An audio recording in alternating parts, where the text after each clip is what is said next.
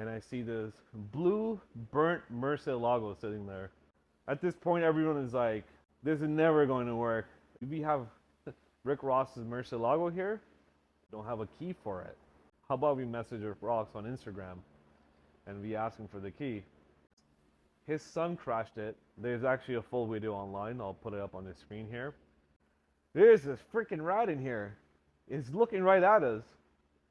Because Rick Ross at that time was a big dude and he needed as much room as you can to get in that car. So we're driving down the road, no windshield. Hey, what's going on? What's up? This car was driving perfectly fine.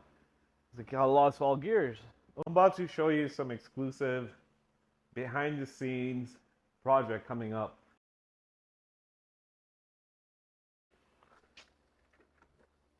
So my friend calls me, Dimitri. He called me and he said, hey, come on over. I just bought something. I'm like, oh, what is it now? Okay, so I go over to his shop. I walk in and I see this blue burnt Murcielago sitting there. Okay, called me because I'm the brains behind the project. So we're looking at the car. It's completely burnt. The rear left quarter panel doesn't exist. There's a giant hole over there where it's supposed to be a quarter panel. We look into it and see, can we salvage anything in it? Is it worth fixing? Should we buy a new engine? Does this engine even run? We don't know. So we start making a parts list. Little did we know, we're over maybe $60,000 in parts. I'm talking about just not even including an engine, just engine harness, random pipes and hoses, the body harness, and just random clips and bits. Like, wow, Murcielago parts are really expensive. At this point, we have to think strategically. What's better? Should we buy part by part to fix this car? I mean, like 60, 70 grand, but that's without painting it, without a quarter panel, without any of the other stuff. We don't even know if this engine runs. Okay, so my friend Dimitri came up with an idea. How about we pick up another parts car? We use that car to fix this car. Okay, not a bad idea. So we go on the auction, nothing there. But little did we know, fate has it. And we find a LP640 2008. Beautiful Verde Ethica is coming up in the auction. It's like, okay, this is a good sign. We're eyeing it. Auction date is coming up. And someone bid on it. Like, uh-oh. I'm like, Dimitri, you gotta get this car, man. We have to get this car to fix our blue one. So date comes up and we're bidding. Looks like someone put a high bid of 100,000. We're like, no, you know. We had to be strategic. We can't spend 100,000 buying this car to fix the other car. That's way too much. Little did we know, we put our max bid in. I believe it was 55,000. Sure, fate has it. We won. We go to the auction. We're looking at this car. Wow, it's really dented up. But ironically enough, just the part that we need, the rear left quarter panel, is perfectly intact. We're looking at it, we're doing a whole walk around. This car has damage all around it. So we call it tow truck. Tow truck comes and picks it up, and we bring it back to our shop. Now we have both cars sitting side by side, and we're thinking strategically, okay, what do? We know that we need the engine from it. We know that we need the quarter panel from it. We know we need various body parts from it. What do we do? Is it going to be plug and play? The blue car is a 2005 Roadster. It's a 6-liter V12. And the LP640 is a 2008 Roadster. It's a 6.5 V12. Same cars from the outside, but completely different. Okay, you know, how about this? We strip both cars, take both engines out, let's take all the parts that we need, and then basically go from there. At this point, everyone is like, oh, this isn't going to work. This is never going to work. Everyone has said, oh, no. But, you know, as anyone that could make it work, it's me. So this is the third project after the Gallardos that I've built. You can check those out in my other stories on YouTube. You know, I'm up for the challenge, so bring it on. So we've taken the engines out at this point in both cars. And now we're kind of stuck because as we're looking at both cars, yeah, they look the same from the outside, but from the inside, they're completely different.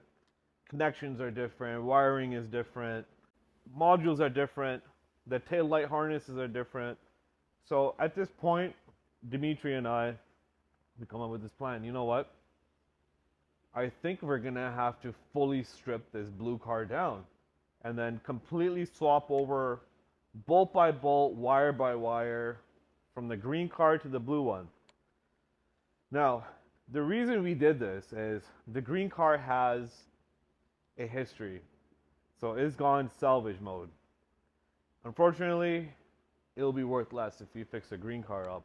The blue car still has a clean title on it. So if you fix the blue car and you transfer everything over from the green one, it still carries a clean title, it'll be worth more. However, the only thing is it's still going to be a 2005, but it'll be a full LP640 conversion from a real LP640. So looking at this green car, as we're working on it, I'm noticing something. This car looks very familiar, but I just can't put my eyes on it. We know the green car, this LP640 we just bought, has a US cluster on it, so miles an hour, versus the blue one that we have is kilometers an hour, which we use here in Canada. So I start searching the VIN number, and I start searching 2008 Murcielago for sale. Somehow we come to a for sale ad online. Now this ad has a black Murcielago, a flat black, and I'm looking at it, and the article says it's previously owned by Rick Ross. Rick Ross. Okay. So I go on Google and I wrote Rick Ross Murcielago. And little do we know it, it's the same car, so matte black Murcielago. Is this a car that we have? Do we have Rick Ross's Murcielago here? That's being crashed up. Okay, let's check. Okay, so start looking at the photos there. Okay, the wheels look the same. Alright, I mean the body looks the same. It's a Roadster.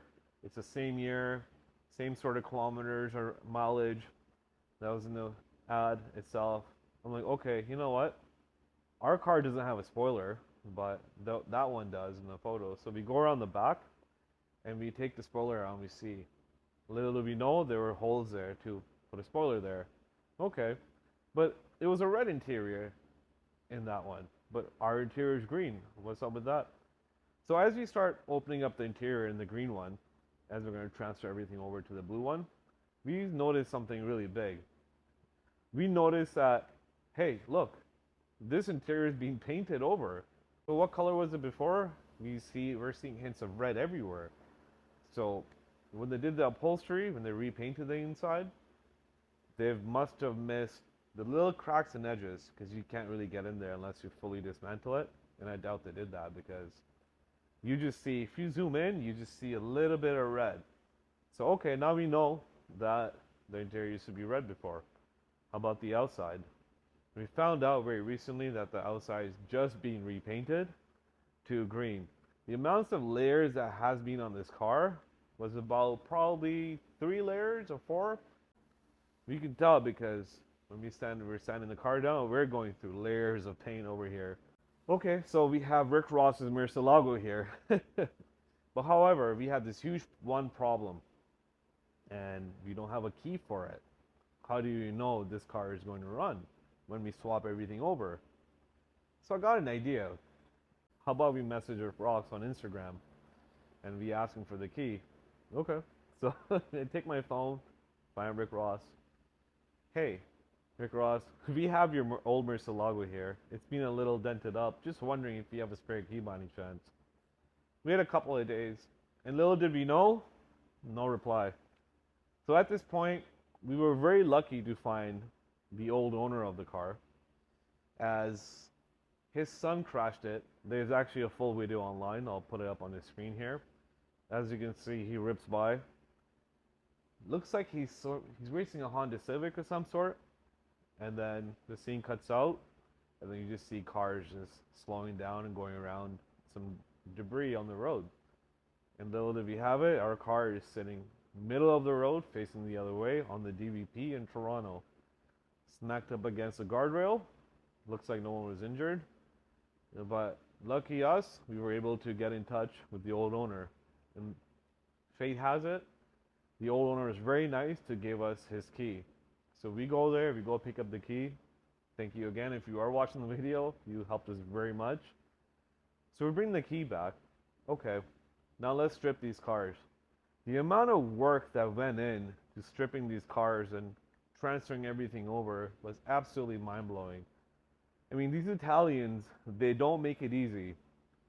To get the dashboard out, like there's screws all the way in the back, but the windshield is there. But you have to be really careful not to crack the windshield when you're trying to take these bolts out. If you don't want to buy another windshield, north of $10,000, probably more. Anything on this car is so much monumental amount of money. LP640 taillights, example, I think they're about $10,000. The headlight itself is about $14,000. They don't make these parts anymore, so the limited amounts of Murcielagos out now are getting less and less, so the parts are going higher. So, remove the windshield, which made it a lot easier. However, when we're working on the blue car, there's this one really big problem. Is even if you're standing around it or being around the vicinity of this car, you get this really bad stench, this really bad smell. Smells like a rotten, dying rat corpse. And it's every couple of minutes we're working on it, we're trying to look for this rat as we're taking the car apart. We gotta go outside and get some fresh air because it's getting really bad. So one day, Dimitri and I were sitting inside, we're dismantling the interior, taking all the harnesses. I believe we're taking out the climate control and the radio. And he looks at me and he looks there, he's like, oh my God. And I look at it, I'm like, what? Look. And I look in the center, I'm like, oh shit. There's this freaking rat in here. It's looking right at us. So he's dead, obviously. Dimitri grabs some gloves, picks him up, and we chuck him as far as we could outside somewhere. So we have these cars sitting just in the front of the shop. Now, this is Dimitri's shop. This is a full-blown body shop during the day. So we have people coming in and going. Anyone who passes by looks at this car, they're like, there's no way that you guys are going to finish the project or this car is even going to run. At this point, we're like months and months in. We both have full-time jobs. We have to run a body shop. I have my own customer, so we kind of meet up in the evening and nighttime to work on this. And sometimes there'll be weeks before we even meet up. So as we're progressing really slowly, but we're making sure that this car goes back perfectly the way it was in the green one. So bolt by bolt, wire by wire, we have to put it all back together. Now, the problem is, in that green car, someone's done work to it before. And these cars get a common issue where, especially the Roadsters, where people drive them, sometimes they don't put the roof on, and they get caught up in the rain. Now, these cars are not meant to be driven anywhere near water because the fuse box, the engine ECUs, which are called LIE modules, they sit behind the driver's seat. And it collects water there and eventually starts rusting. So all the contacts get rusted out over there. All the pins get corroded with the ECU. Sometimes the TCU gets corroded. And little do you know, the car doesn't start anymore. And you're getting all these crazy electrical issues. Now, we did have some rust in the area behind the driver's seat in the green car. And unfortunately, a lot of the wires were really rusted. And I don't want to take the risk of, let's put it all back together. Let's use these rusty wires, rusty contacts, and it's not turning on. I remember there was so many nights I was just sitting there, and wire by wire, I was just repinning all the wires, and it took such a long time because a lot of these wires were the same color. The same connector you have of these same looking like wires, and keep in mind that it's a 2008. A lot of these colors have been faded on these wires, and I have to really carefully inspect each wire where it goes to, triple, quadruple check before I connect it to the new pins, because the last thing we want is mix match wires somewhere, and next thing you know, we have a major electrical nightmare, and worst case, an engine fire or electrical fire once we try to start it up. Wiring was finally done. Okay, let's put this engine in. We went ahead and put a brand new clutch in with it, because just in case we don't know, hey, even though this clutch looks good, but the Murcielagos are very, very picky with the clutch. And we assemble everything together. It's final testing time. Hey, let's try and test this. Is this going to run? We got some gas. Okay, fingers crossed. We were so nervous. This is over a year worth of work now. Let's see if it's going to run. So, the key in. We know.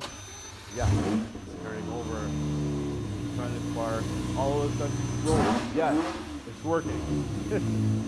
Okay, we made so much more progress now. This is great. After such a long time. But we're so far away still. Now, as life went on, we both got busy. Unfortunately, we had to put the project on the side. So we kind of just came in and worked on it little bit by little bit. The quarter panel is really rarely on this car. It's glued on majority of the ways. So we had to make sure that we got the proper bonding glue. So we got the proper bonding glue. We were able to put it on and test fit everything, get the car painted.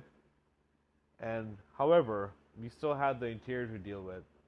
Unfortunately, the driver's seat was very collapsed in. It looked like some foam was removed from the back cushion area. I believe because Rick Ross at that time was a big dude and give me as much room as you can to get in that car. Dimitri decided to get the whole interior fully redone. So we got it redone. This black with red stitching. The red stitching matches the red calipers. Hey, before we put the windshield on, let's take it for a test drive to make sure that this car drives okay. So we're taking it for a test drive. Remember Dimitri driving. I'm sitting there recording. My other friend is following. We had our friend follow just to make sure. This is our first drive. We got to make sure that nothing catches fire. So you got to stay really close behind us, right? These Murcielagos are very finicky with catching fire. Anything could leak.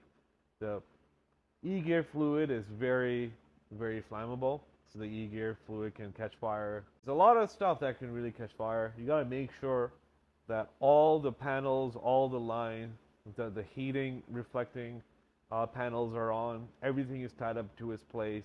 Everything is nice and tight. The engine oil level is perfect. Lots of pre-flight checks because this car is pretty much like a fighter jet. And it's tricky to drive. So we're driving down the road, no windshield, and it's driving absolutely great. We were really happy. I remember the smile on my friend's face. I was really happy. I just remember all the time when everyone was saying, this is not going to work. And little did we know, this car is on the road. Okay, so what's left? Let's put the windshield on. So we finally put the windshield on. Did all the little stuff, the ABS lights, airbag light. We fixed all that stuff. My birthday comes around. Let's go for a cruise. I'm in my Venador. Dimitri's in Murcielago. Call up my cousins there with his Venador S. A couple other people as well. Huracan with the War Standard kit. We were just going for a nice drive. Beautiful summer evening. And we got the experience of first Murcielago problems. So as we were cruising, Dimitri calls, hey, I've lost all gears. I can't drive. Okay, pull into the plaza.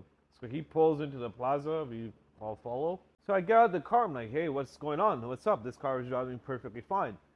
He's like, I lost all gears. Okay, so and we're tense, right? Because we're driving the car and we know all about the Murcielago issues. So we open up the back and we check out the e-gear fluid. It's completely empty. We look underneath. There's a big puddle of fluid. So at this point, we gotta get the car towed back. We got the car towed back to my shop. Lift it up. And we're looking at it. And we see the leak right between the engine and the transmission, coming between there. Which means one thing, the throttle bearing. Unfortunately, we have to open it all up again, take the engine out, and see what's going on with it. For some reason, the throwout bearing has backed out a bit. I'm like, okay, let's get a new throwout bearing. Put it in, put the bolts on, we torqued it up to according to spec, put it all back together, and it's been working fine since. The car hasn't had any issues except for a little oil solenoid oil leak on it, but nothing to do with how we put the car back together. These are just other common issues that the car experiences as you drive the car. Everything seems to be running perfectly fine. It idles nicely. We replaced the spark plugs. The ignition coils are good. Basically, the car runs really good. Some of the challenges that I experienced doing this was just not knowing if it's gonna work out. We just had to just keep going because logically, this one car that was running, as you can see in the video, that it was driving and then it crashed. We know after that, the car hasn't been driven or been taken to anywhere else. It's been sitting for 3 years after that, so it is a running, driving car. We did know the blue one not driving because of engine fire. So we just kept that in the back of our mind as we're doing this. As long as we swap everything over, we should be good. And this theory just kept us going.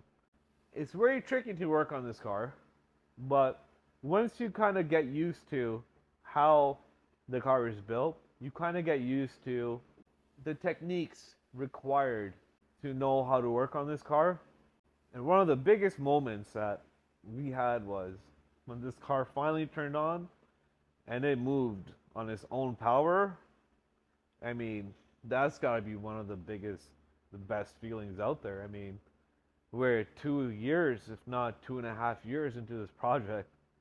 I mean, that's one of the best feelings, like the accomplishment after everyone doubts you that, hey, this isn't going to work. And just the fact that we made this so perfectly. This is where teamwork works, but we were there to help each other. There's a lot of times where I'm like, you know what, this isn't going to work. And Dimitri came around, he's like, look, we got to do it this way. Okay, let's try it this way. And little did we know it worked. So we were just working together as a team. I couldn't have done it without him.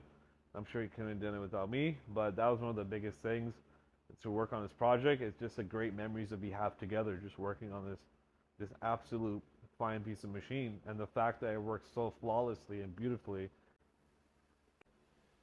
Let me just show you guys how the car sits as of today.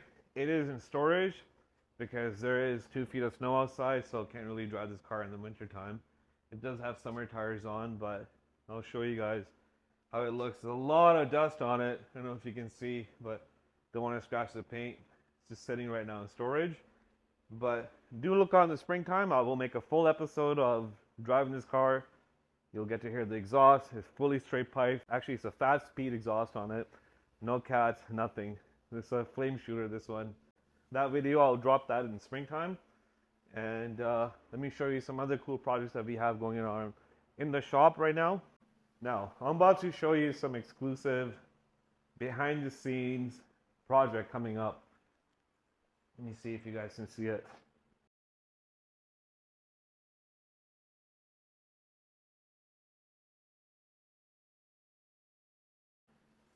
So look out for this full series build on this car, because the project I just told you about in this video, we're going to be doing it all over again.